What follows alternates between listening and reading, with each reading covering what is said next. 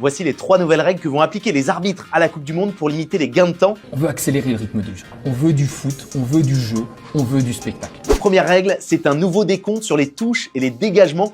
Concrètement, si l'arbitre sent qu'un joueur cherche à gagner du temps, il va pouvoir déclencher un compte à rebours visuel de 5 secondes. Et si le joueur passe ce délai, alors son équipe perdra le ballon. Si c'était un dégagement ou un 6 mètres, ça sera corner pour l'équipe adverse et donc occasion de but. Ça va être intéressant à suivre. Et si c'est une touche, la remise en jeu changera de main. Elle sera pour l'équipe adverse. Deuxième règle qui vise à éviter que les joueurs exagèrent des blessures. S'ils font venir sur le terrain les soigneurs, eh bien à ce moment-là, ils devront sortir minimum 1 minute de jeu du terrain, laissant leur équipe en infériorité numérique. Alors il y aura quand même une exception à la règle et heureusement, c'est si la faute a été sanctionnée d'un carton jaune. À ce moment-là, le joueur qui a appelé les soigneurs pourra reprendre le jeu sans attendre. Il y a quand même un angle mort du coup sur cette règle, c'est qu'elle ne pourra pas concerner les gardiens qui ne peuvent pas bien sûr sortir du terrain. Et on a vu cette saison pas mal de gardiens se mettre au sol pour permettre à leur entraîneur de donner des consignes à l'ensemble des joueurs.